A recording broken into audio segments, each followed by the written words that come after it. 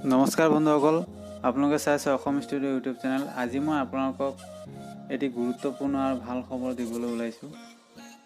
গতিকে ভিডিঅ'টো সম্পূৰ্ণ স্কিপ নকৰাকৈ চাওক।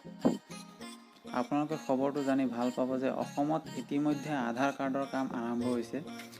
ইয়াৰ আগত আধাৰ কাৰ্ডৰ কাম যিকোনো কিছুমান বেংকতহে চলি আছে, যদিও সকলো ব্যক্তিয়ে বেংকত গৈ আধাৰ কাৰ্ড বনাব পৰা নাছিল, কিয়নো সেই বেংকত যাৰ একাউণ্ট আছে তেখেতসকলেহে বনাব পাৰিছিল বা আধাৰ কাৰ্ড বনোৱাৰ সুবিধা পাইছিল। কিন্তু এতিয়া সকলোৱে অতি সহজতে আপোনাৰ ওচৰত থকা আধাৰ কেন্দ্ৰত গৈ আধাৰ কাৰ্ড বনাব পাৰিব।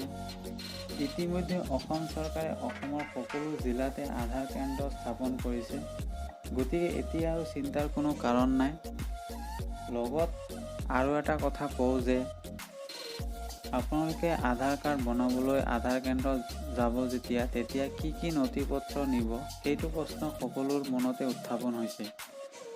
আধাৰ কেন্দ্ৰত বনাবলৈ যাওঁতে বেছি নথি পত্ৰৰ দৰকাৰ নাই, আৰু যিবোৰ নথি পত্ৰৰ দৰকাৰ সেইবোৰ সকলোৰে আছে। আপোনালোকে কেৱল ID প্ৰুফ আৰু এড্ৰেছ প্ৰুফ লগত নিব পাৰে। ID প্ৰুফ যেনে PAN card, voter ID card, driving licence, আৰু এড্ৰেছ প্ৰুফ নিব পাৰে আপোনালোকে voter ID card, electricity bill ইত্যাদি। এইবোৰ ডকুমেণ্ট দি আপোনালোকে অতি সহজতে আধাৰ কাৰ্ড বনাব পাৰিব।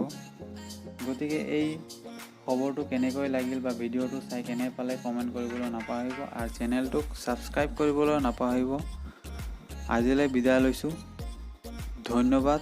জয় আই অসম।